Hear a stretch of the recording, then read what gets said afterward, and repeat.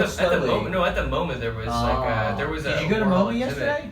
No, I went back in June when I came down to visit NAB, and we went into this. There was a members only preview for the Cezanne exhibit of just a bunch of old Cezanne drawings. Right. Yeah, I heard about that. There was 800 plus drawings. It was overwhelming. It fucking kicked my ass. I couldn't do it. Yeah. I had to tap out. You can't do that much in that short time. How many? There were over 800 early Cezanne, just like pencil drawings or watercolors. See, I'm not really into the drawings and shit. I want to see fucking painting. Nah, dude, oh my gosh, man, you gotta see these fucking drawings. Yeah. It's like, that is the fucking core. That's the skeleton. Right. It's a study. It's like... totally, yeah. Some of the drawings were just like... There's a couple self-portraits. And then there are some that... so the MoMA has some paintings that are the result of several things that were in that exhibit. Oh, like the right. Like the tries, like the studies, like this drawing, this thing, and now I'm doing this. And and they brought over the actual painting that the museum owns. Cool. So is that part of the exhibit? Yeah. Do you have to pay to get in that separately, or is that part of the... No, I think you can just pay, like, if you're not a member, I think you just pay $25 to go. Or if you go with a member, you just only pay $5. Right. Is NAB a member? Yeah. Dude, one of the best things I ever had. So. What's gonna happen? One of the best things I ever had, my aunt got roast beans, baby. A MoMA. What? Oh yeah, that's right. He's gonna roast beans in the Delaware Gap. The Delaware Water Gap. The Water Gap's cool. I have a soft spot for the Gap. Yeah, it's cool. No, it's cool, but I don't know. You know, there's a jazz bar there that is like the oldest continuous jazz night in America. Like Wednesday nights, I think it is. I was listening to this interview with G.E. Smith, and he's from around there, and he was talking about all the guys from New York would go there in the summertime, and so there's all this jazz. There's all this great, fucking like great. The New York best jazz guys would play up there. Phil Woods. Who's that? Fucking played sax on "Stranger" for Billy Joel. Oh, okay. Hell yeah. Phil Woods taught at my undergrad in the music department. Nice. That's cool. Todd played saxophone, or he was jazz. He played jazz. Oh no, John played. I think John played the trumpet actually. Yeah, John played the trumpet. I told you earlier how we met. Phil Woods is just like a jazz legend that taught at our undergrad. The Water Gap has this place called the Deer Head Inn. That is like a. The Poconos used to be here. The Poconos used to be a thing. Now it is not. Right. Now you go there and you stay at this like cheesy motel off of 302, and you get a vibrating bed and a champagne hot tub. And is that cheap? I don't know. See, I could get into it if it's some kind of interesting, funky, like derelict. It's totally derelict. Yeah, because that's what New York was until it got gentrified, Or Times Square. Yeah. Times Square was peep shows and fucking, for sure. Right. Let's bring that shit back. The Deuce. Fuck Franco. You see, he just paid out like $2.2 million. Yeah, right. For his class called Sex Scenes. From everything I read, and like I try to like spread my reading out and not read. I don't read just one source. Right. I'll read. I'll fucking read Fox News just to see what they're saying. Right. Yeah. What do you check regularly? Times, NPR, Fox News. I'll go as far as Breitbart just to see what the fuck these crazy motherfuckers are saying. Yeah. Washington Times, Seattle Post, like. Right. Do you check it on your phone or? Whatever. Like, I don't subscribe to these newspapers. Right. See, I check the Times every single day, but I can't read any articles because I don't have the money. So I literally just look at the headlines every day. Yeah, they send you the fucking briefings. They fucking suck. They're a clickbait. They're a clickbait fucking media source. Yeah. They are. The New York Times is clickbait. Talking to you. Here's your scoop. Yeah, New York Times is fucking clickbait. I think you're onto something there. Well, they have to be sort of in a way because that's just what the internet is, kind of. It's all about clicks, right? Sure. Like, but also like it's not their fault. There's somebody's got an agenda behind the newspaper that says these are the things you have to focus on. Like, why is nobody talking about the school children that have been getting abducted from Nigerian schools? Oh, because because there's some fucking like thing where the U.S. needs Nigeria's support in some way. Like, we're not gonna trash them because we need them to support us in something. I'm not a perfect person. I think everybody's a fucking hypocrite. Right. I love to point it out. I love to point it out when I am the hypocrite as well, and I love when people point it out on me because it just proves my point that nobody is out for any greater fucking good. Talking about. Yeah. Well, do you read the New Yorker? What do you think about the New Yorker? It's pretentious. Do you read any literary magazines? No. What do you read, like, just regularly? Do you get books from the library, or do you go to bookstores, or is that a big part of your life? The bookstores where I live kind of suck. Really? Yeah, they're terrible. That's insane. You'd think in Vermont they'd have... If you want to read Billy Collins or Mary Oliver, you can go to the bookstores near where I live. That's what's on the poster. Dude, I want to hear more about... A bomb-ass lady. And, you were in her class.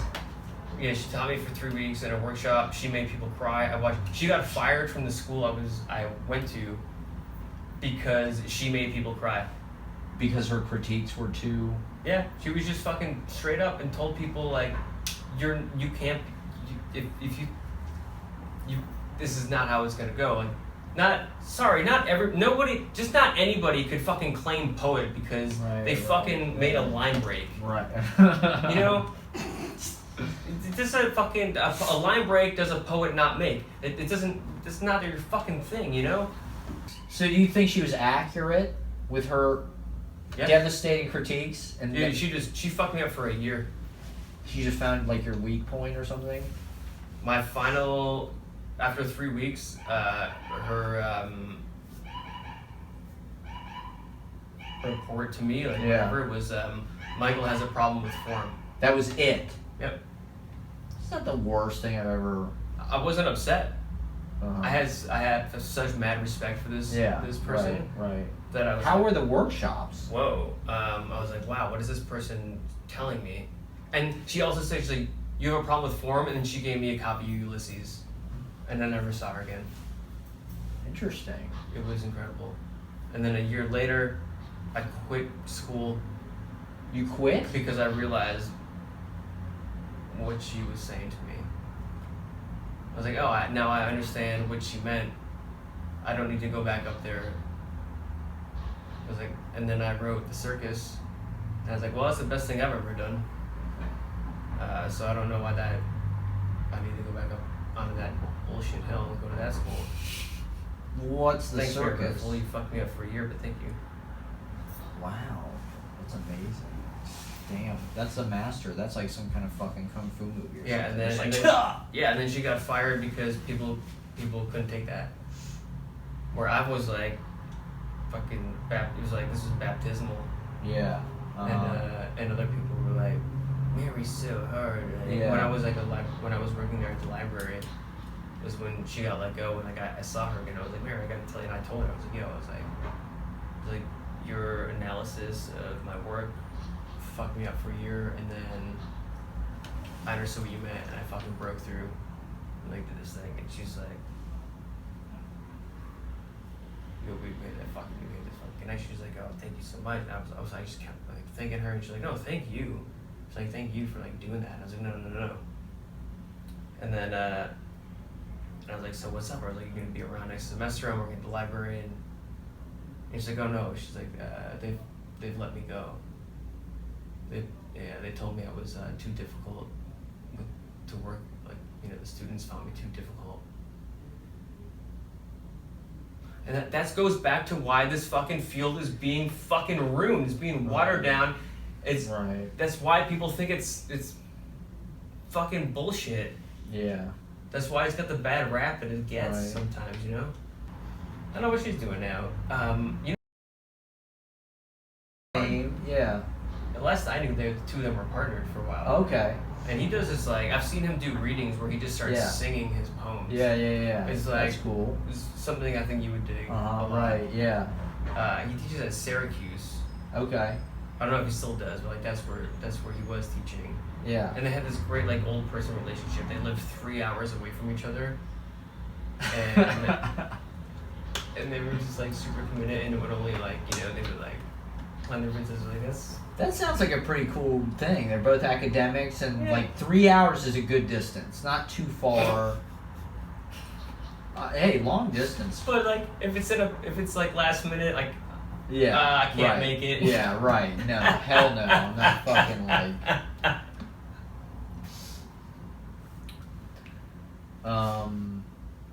So what's the circus? What was the form of it? It was just kind of like long lines. Some of them went to margin. But it was like, I don't know, it was like dropping back into that Charles Olson like breath. Yeah, right. Thing, you know? And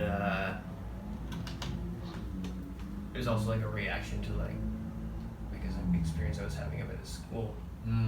Interesting. And John had just written My Masculine Years. I don't know if you've ever seen that or read that or heard that.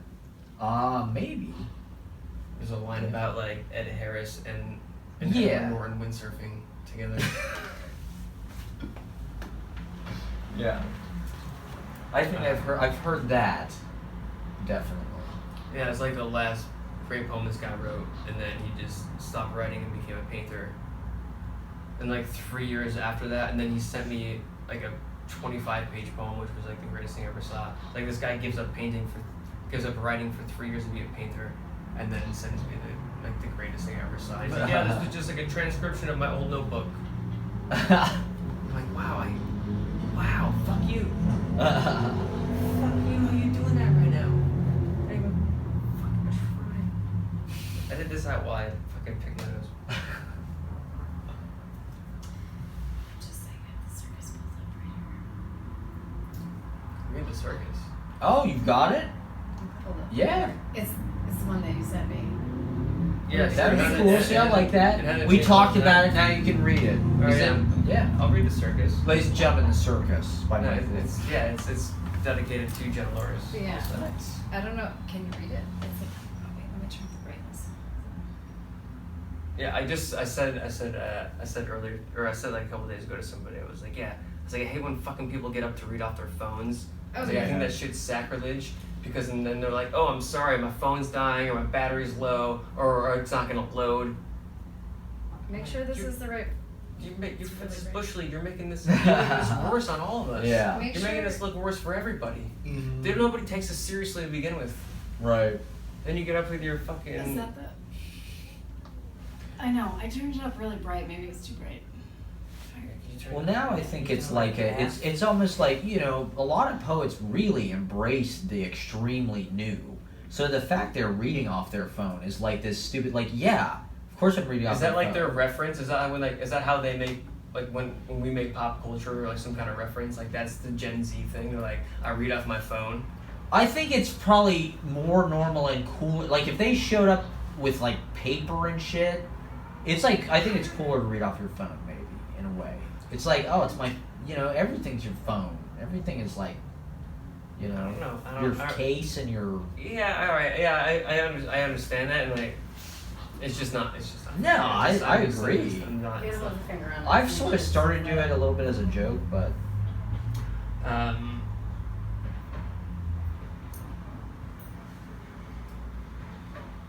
Yeah, I was just gonna like, if I was gonna read something like earlier at the Easy Paradise stage, like if I went up, I was gonna read it off my phone, and I was gonna be like, yeah. I told somebody like 2 days ago that this exact thing I'm doing right now was sacrilege for poetry, but here I am, just like all you other hypocritical cunts. I'm gonna fucking read off my phone.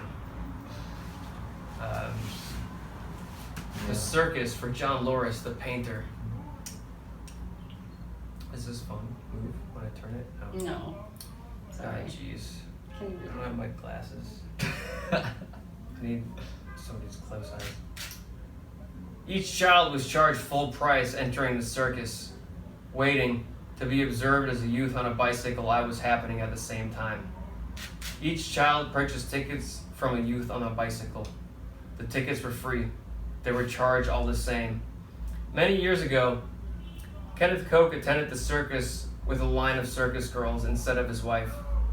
He was 30 years old then and returned to the circus 15 years later after a conversation about mushroom identification. Something about being a great age. When I was a youth on a bicycle, I sold free tickets to the circus. I did not attend the circus, only benefiting from afar or like I were waiting for it to unfold in front of me. When Kenneth Koch wrote about the circus, he was in Paris and happy for a time and was not alone. It would have been easier to live in Paris if I had loved someone there. And when I was living in Paris, I met a circus girl eating cookies who asked me for a cigarette. I didn't smoke, but took out my pack of Gaulois, and she invited me to the circus, where the circus performers taught me how to say, "Tu appelles la mano." She laughed and asked if I had ever been to the circus. I've never been to the circus. Still happening as a youth on a bicycle, I observed myself as a bandit. When Kenneth Koch returned to the circus, he was charged full price. He stood alone beneath the canopy shouting through a hole in the wall, "Janice!" I sold tickets to the circus as a youth on a bicycle, yet I have never been to the circus. The first time John Loris attended the circus, he found Ed Harris drunk shouting, "Janice!" into his stairwell. They weren't windsurfing, but being masculine also had nothing to do with it. John Loris only attended the circus once, avoiding youth on a bicycle. When Kenneth Koch attends the circus, he is somewhere beyond the astral plane. Existence depends upon observation. Observation of the circus. Now, this is not the circus. The circus does not exist if I've never been to the circus. The circus came down under the cover of darkness. The circus monuments came down in the dark out of fear of the circus. The first time I attended the circus, I was 30 years old. A great age. The first time I attended the circus, I felt like 1980s Neil Young waking up on the beach after a long hangover where there were no mermaids. It was dark and bodies moved forgetful in it. Hands extended into that tall room. Voices rose from the wall. Voices that I tried to keep quiet until I could escape the idea of the circus. I never thought I would go to the circus. When I was selling free tickets to the circus as a youth on a bicycle, I never thought I would go to the circus. When Kenneth Koch left the circus, he remembered not doing things that he wrote about. His voice gone from shouting, "Janice!" through a hole in the wall. John Loris left Ed Harris at the circus with his own reflection. When he left the circus, every child was charged full price for attending the circus. I never thought I would go to the circus, but found myself there all the same. When I came down from the hill, the circus was over.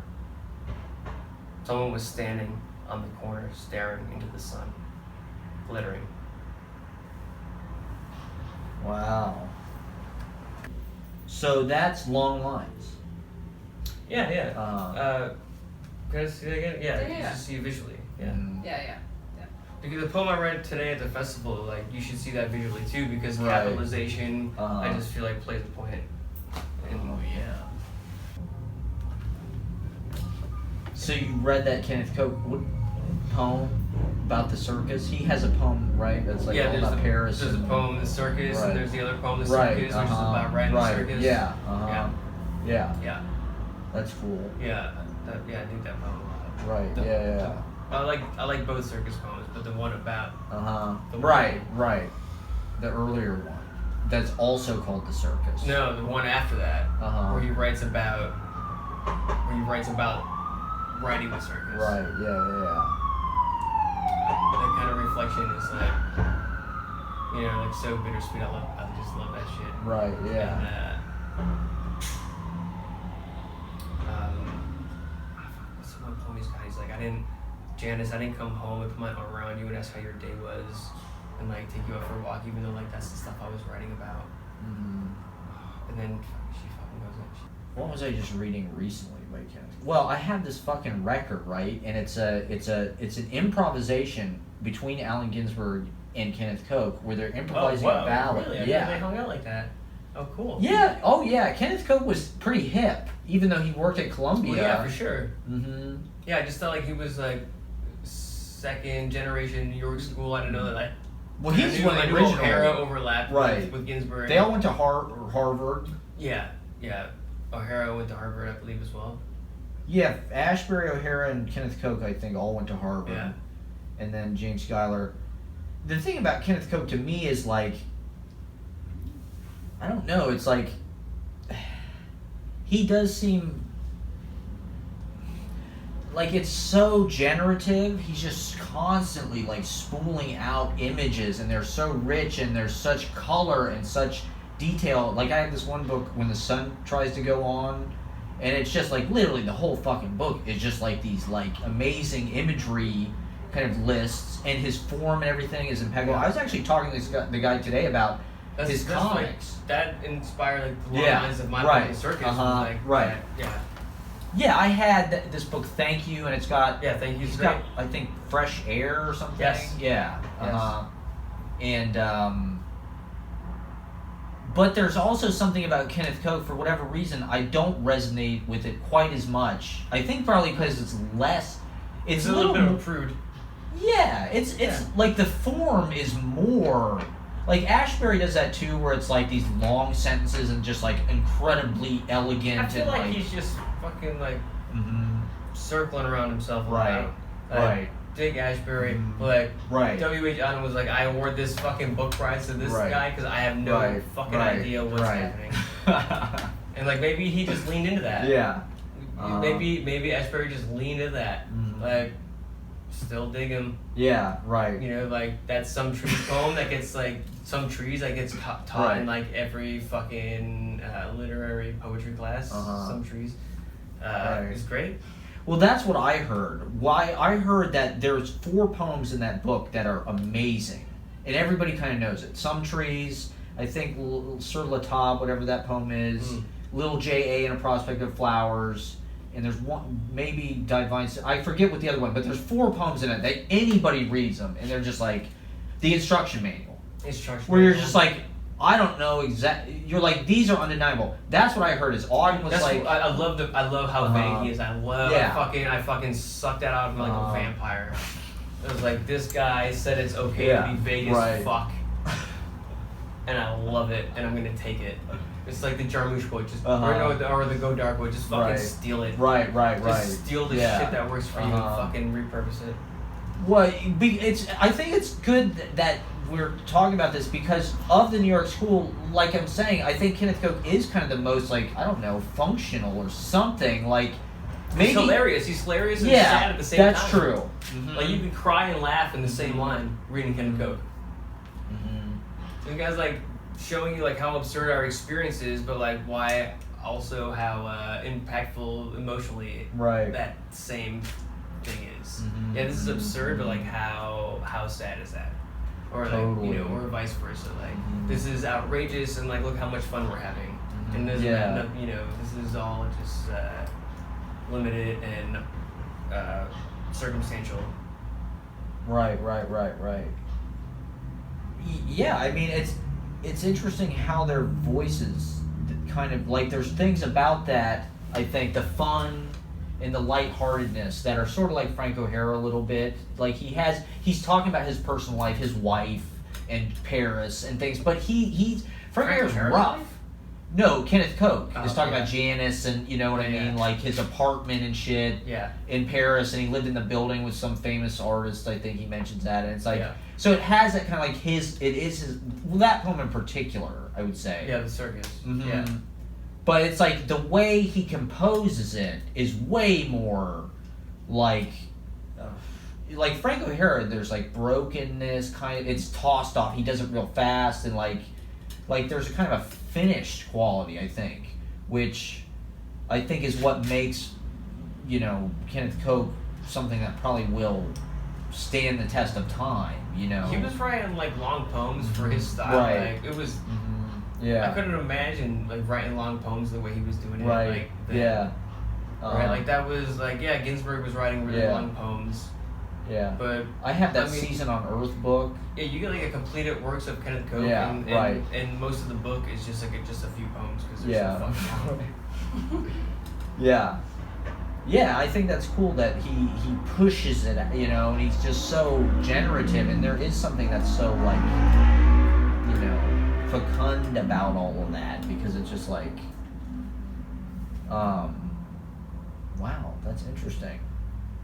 Do you like Frank O'Hara?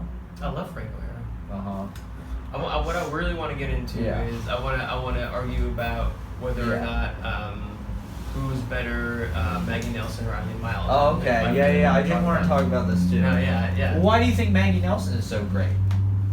She's fucking on the pulse. You were talking about somebody being on the pulse. Right. Like she is. Right. Bluets. The fucking genres are. Have you read her actual poetry books? Yes. Though? You ever read Shining, whatever. The fucking one with the yellow covers when she was living in Gowanus? Right. Yeah. Oh my gosh, that fucking book kills me. Yeah. I'm talking about like.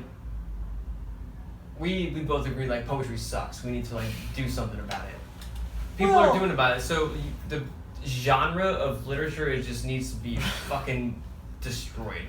There's no genre. You just wrote something, and somebody could enjoy it or not. You don't fucking come out and be like, I wrote this fiction. I wrote nonfiction. This is a poem. This is an essay. No, we're fucking writers. We're just fucking we're writers. We're poets. Mm-hmm. We're storytellers.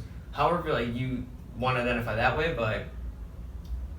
If my book's ever on a shelf, I just want it to say literature. Yeah, right. Yeah, I've started to put that on my book. I just put writing. Fucking poetry. Right. I don't being like. I think Maggie Nelson is fucking destroying those boundaries. Right. With a lot of stuff she's doing. Also, like I love Eileen Myles. Right.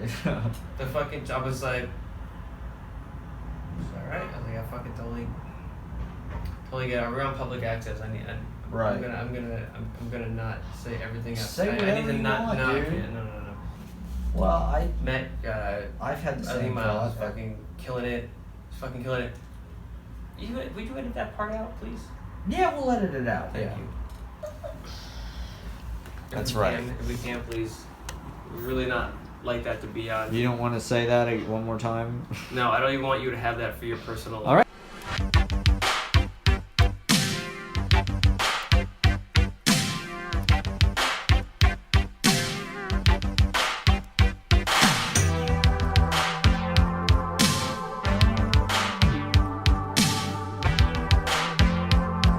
Great, perfect. It's out of it's like that. It's out of storage. Oh, okay. So yeah. You know, shit I'm living right now is like. Current sitting United States of North America president. Yes. Joseph Biden. Who apparently his son's a painter, and there's a big controversy about his fucking artwork. It's like, is Bush, I don't know, whatever. Thing? I mean, no, you know what, it should be, like, fuck you. It should be, fuck you. It should be a big thing. No one, why, you know, why are you gonna buy that cunt's painting at the starting price for $75,000 and not one of my collages or one of my paintings? He's a fucking fraud. I feel bad for all these people, like, all right, Gregory Corso said it best. People needed a limit, and they called that limit God. They were terrified. They had a consciousness. They recognized the fact that one day they're gonna die, and they didn't know what to do with that. So they fucking put up, you know, and they make fun of fucking Zeus. The Greek mythology is just myth. Come on, chime in here because if you fucking get what I'm saying, I'm going to talk about Gregory Corso. Let's talk about Gregory Corso. Well, I don't know. I think okay. Yeah. You like Gregory Corso a lot. I was just reading a thing about him yesterday, actually. I just went to his apartment last night. Really? Which one? He lived on 26 Horatio Street. It was the last apartment he lived in New York because these people took him in. Yeah. He was like selling his books to him and shit. He lived on the street, and they're like, we'll give him a place. So he lived in this place, and it was how he was able to create all these paintings. And his last book sounds kind of interesting because there was this really good essay. I'll send it to you. Greg actually had a picture, and it was kind of incredible. But who did? Greg, the guy who read today. Oh. He's got a picture. He took a picture of Gregory Corso and Patti Smith in Allen Ginsberg's apartment. Oh, cool. In the 90s. It was when Allen Ginsberg was dying. Mm-hmm. And so the picture was used in this Raymond Foy article about Gregory Corso because Raymond Foy is very supportive and was close with Gregory Corso. Yeah, nobody fucking wrote shit about him. It was forgotten. The thing that I find really useful and interesting is like he would go to poetry readings and like heckle people. Yeah. He'd be like this. In his whole thing is kind of being this like smelly, like truth to power, really. You know, and I mean honestly, saying like God, what was it? God is the limit, or man. Yeah, people need a limit. They call that limit God. Like, to be honest, like Gregory Corso is one of the few people that can say things that are that fucking smart. There's not many people that can write with his power. I can't say that personally. I think one of the things about this article, right, is it said during the last years of his life, he allowed himself to just kind of write like daily things. Whereas, like, if you look at his work, he said he only published a book every 10 years. 60, 70, and I think in 80 he just said, I'm not even doing it. Or in 90, I think he said, I'm not even doing it this year, you know, this decade. Because he liked his stuff. He's always judging it against, like, Shelley. You know, it's got to be, like, this, like, old poetry. Like, Kerouac's not a poet.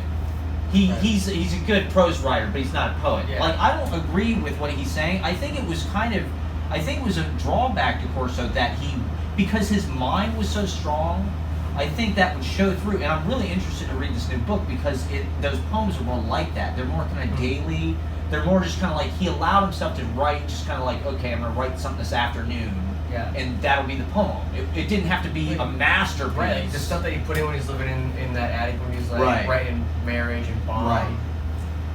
Like, how many fucking famous goddamn poems does the guy have? The guy has, like, Marriage. Like, yeah. It's one of the things in the article was he said he thought that poem, he said he estimated he made $100,000 off that one poem. Just from, like, you know, this, that, and it was like, he was a hugely famous person.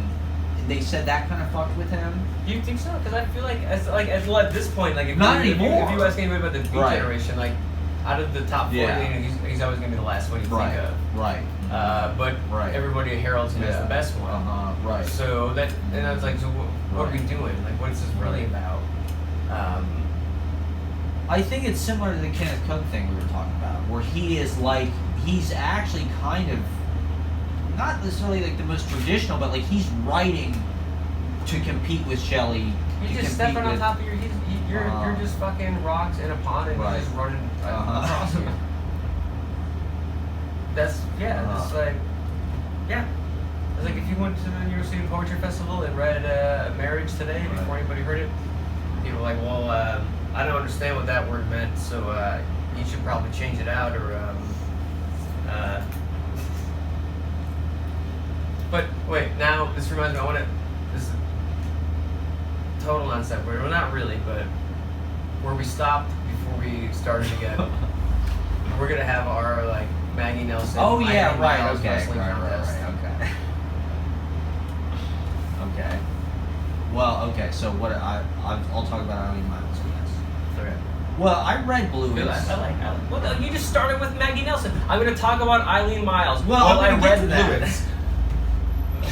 Well, here's What's the the name name of of the the show? I know What's the name of the show I definitely right know that Eileen Miles is one of Maggie Nelson's teachers, and there is a lot of influence there, not only with like the poetry style, but also the fact that she writes something like Bluets, which is sort of like an intergenre thing, like it's sort of poetry. That's what I'm saying. Like, because we're talking about poetry's dead. There's no genre. The fuck, it's over. Do whatever you fucking feel. Write whatever you feel. Call whatever the fuck you want.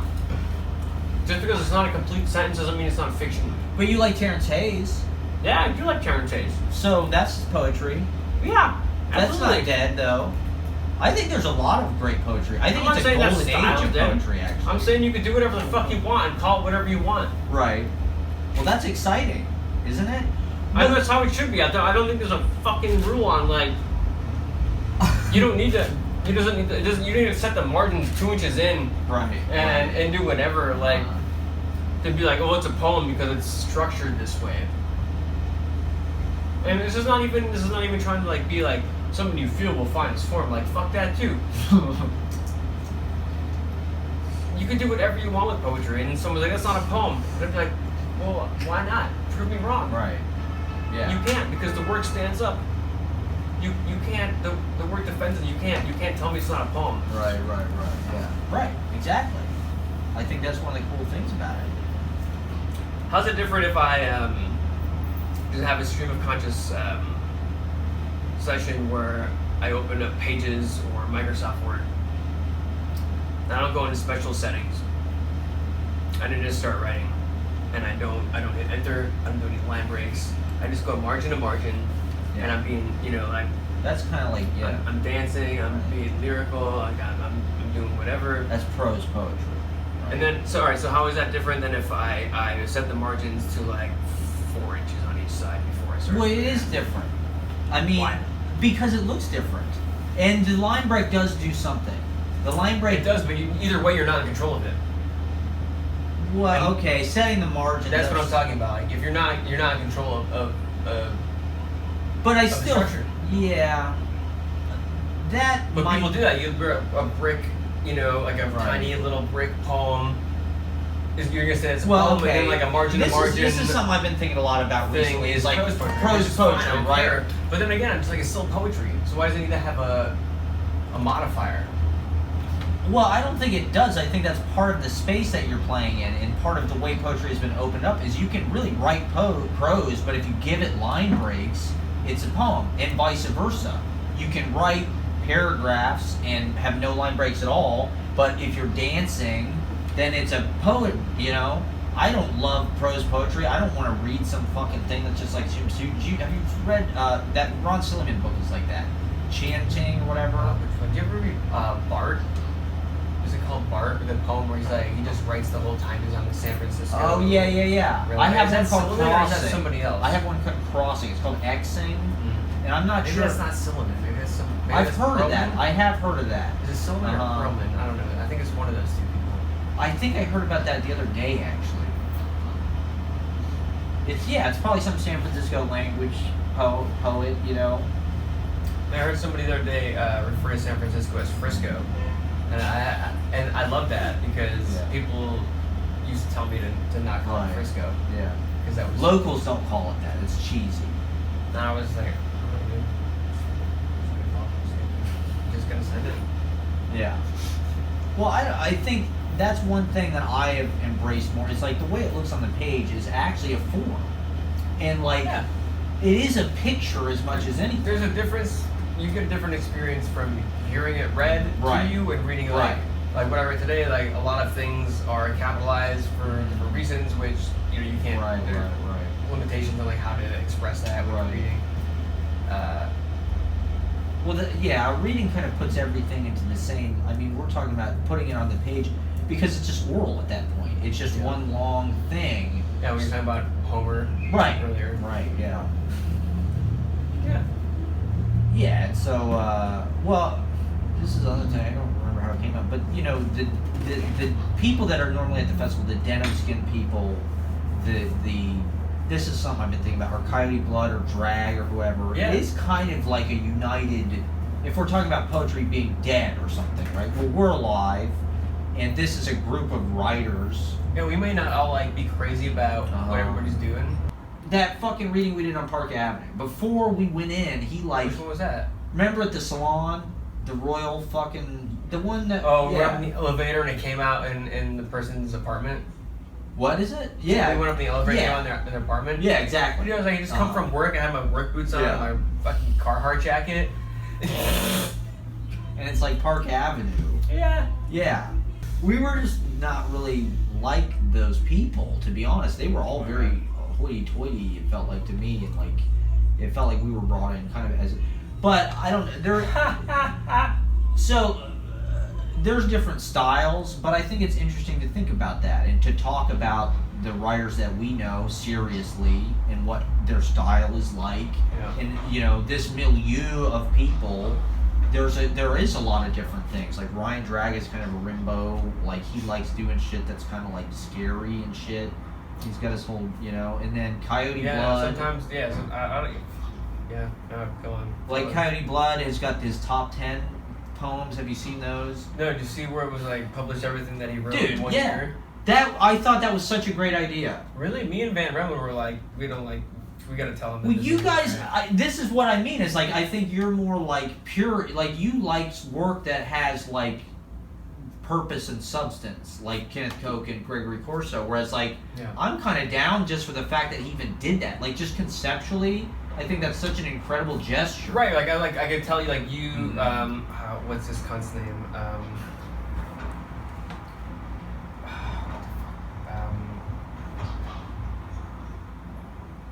The guy who was like the first poet laureate of the MoMA, he just like Kenneth Goldsmith. Nah, it's different. It's different because he actually wrote that shit. Goldsmith just copies and pastes shit. Yeah, and exactly. It's different. You know, like Binac is still writing. Right. You know. Okay, but just like, I'm talking about like what you were doing earlier today when you were just like, listing off these facts about Governor's Island. That was like the very Wikipedia Goldsmith article to me. Yeah, it seemed very Goldsmith to me. I was like, I think you're reciting a Wikipedia article. This is one of the things. It's I wasn't upset. I wasn't like. Well, I want to play in that space because I want to be contemporary, and like there are things about Kenneth Goldsmith, or you know, there's sort of a postmodern thing that like there was a threshold that was passed, and like so like reading the thing that was transcribed from YouTube, right? That's sort of a political gesture. That's what I was referencing. Yeah. Right. So like, well, the YouTube fucks it up, and it's there generate. So there's, you know, it's just like a painting. If you load it, the materials of it have meaning. You know, like fucking if there's a newspaper in the painting, it has. So the fact that Google, YouTube are involved with the creation of this, or Wikipedia, or it's sort of this, I don't know, fact copy and paste thing, like those are all ways of incorporating something that's very much a part of our lives, computer shit, you know, like, and just the modern world, you know, like we are dealing with these fucking transcription things. If we put this on YouTube, it'll be transcribed, you know, automatic. Right. I love driving around, and if some people are texting me while I'm driving, I'll do text because I know it's gonna fuck up what I'm saying. Yeah. But also, I love that, and I'm not going to change it, and I'm going to send it. It's like a poetic exercise. So you're using this very modern thing, but you're using it with this very pure, kind of like timeless intention. Yeah, but I don't know that I've really like ever gotten out of the car and been like, oh, I got to write down like how that one was weird. I'm just going to like, that was fun. Like whoever received that, right? Hope it like Yeah. It was funny for them. I'm more kind of interested in glitches in language and kind of unusual things. Like language poetry is kind of like that. It's just like weird, you know, defiant kind of phrases and things. Things that don't make sense. A couple times when I haven't done it in a while, but I used to record I used to have like a 15-minute commute. Right. And I would just, on my phone, I would just turn on like the audio from when I like walked out the door.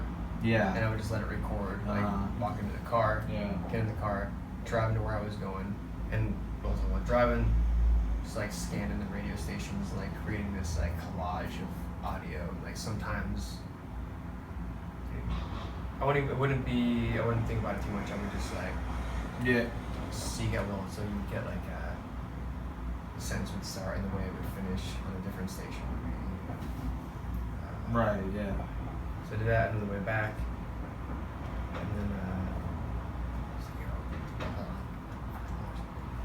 what? I would love to put like on vinyl or something like that, because then you get to a point where there'd be a time where I was like, all right, I'll listen to this song, and it's like 2 minutes of nothing changing. It's like if you're just listening to that at home, maybe you forget what you're listening to. Right. And then when it changes, you're like, oh shit. Oh, cut that out too. Sorry. I'm like, I can't be on camera anymore. Why? I'm way too fucking high. Really? Yeah, I can't be recorded any longer. Okay. Well, that's the end. Thanks for watching, everybody.